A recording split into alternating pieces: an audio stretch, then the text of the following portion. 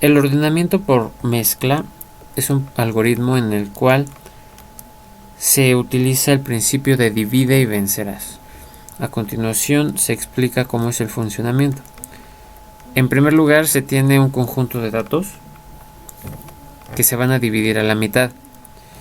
En el caso de que sea una mitad inexacta, que no sea par el número de elementos, quedará solamente una diferencia de un elemento. Posteriormente a esa mitad se le vuelve a dividir a la mitad hasta que se llega a un caso base. Ese caso base debe ser unitario. A partir de ese caso base, ahora la división anterior tiene una estructura formada por dos elementos. Esos dos elementos se van a ordenar y entonces ya una vez ordenados se van a mezclar y ordenar con el elemento anterior. Y entonces se va a tener esa mitad conjunto de datos ordenada. Y ahora vamos a poner nuestra mira en la siguiente mitad principal. Esa mitad se divide nuevamente a la mitad. Y en este caso si nos da una mitad par, entonces se vuelve a dividir a la mitad para obtener un caso base unitario.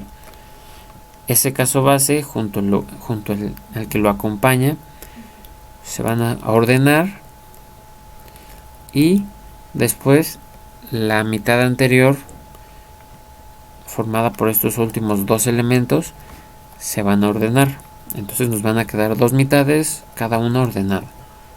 Entonces se van a mezclar y se van a ordenar esas mitades y nos va a dar la mitad principal ordenada.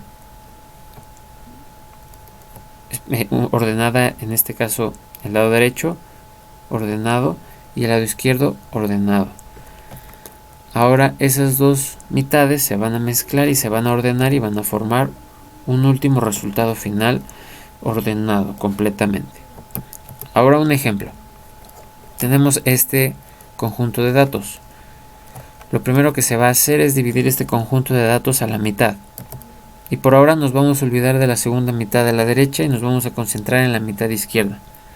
Esa mitad izquierda se va a volver a dividir a la mitad. En este caso es un número de elementos impar, entonces vamos a tener una mitad no simétrica que va a ser de dos elementos al principio. Esos dos elementos se van a volver a dividir a la mitad, formando un caso base unitario que sería en este caso el 3. Este 3 junto con el 5 se van a ordenar porque esa es la mitad que se formó en algún momento. Y ahora nos olvidamos de todo lo demás. Una vez ordenado esto, regresamos la mira, la vista a la mitad anterior a esta, que es el 2, el 15 y el 11, y los vamos a dividir. Entonces se va a formar un 2 que queda solo, apartado, y un 15 y un 11.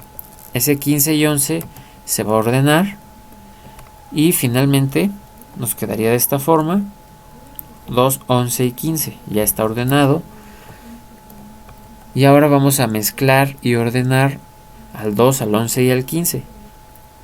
Entonces esas dos mitades que formaban este conjunto se van a mezclar y se van a ordenar. Y ahora tenemos dos conjuntos ordenados, cada uno, que se van a mezclar y ordenar. Y finalmente tenemos la mitad principal ya ordenada. Ahora regresemos la vista a la mitad de la derecha. Esta mitad de la derecha se va a dividir a la mitad, formando un 12 y un 1. Y ese 12 y un 1 nos vamos a concentrar en él, lo vamos a volver a dividir a la mitad. Y ya tenemos un elemento ya unitario. Ahora esos dos, el 12 y el 1, los vamos a ordenar. Quedaría de la forma 1, 12. Ahora vamos a regresar nuestra mira a la segunda mitad. 13, 16. Ese conjunto de elementos lo vamos a dividir a la mitad. Quedaría el 13. por un lado y el 10 y el 6 por el otro lado. Lo que vamos a hacer ahora es el 10 y el 6 lo vamos a ordenar y ya tenemos ese conjunto ordenado y lo vamos a mezclar y lo vamos a ordenar junto al 13. Y entonces ahora ya tenemos los dos conjuntos que formaban la segunda mitad principal del conjunto de datos del arreglo. Tenemos dos mitades, el 1 y el 12, y el 6, el 10 y el 13. Ahora, esos conjuntos los vamos a mezclar y ordenar y formar un único conjunto que sería ya ordenado. Y finalmente vamos a tener las dos mitades principales del inicio ordenadas cada una por separado.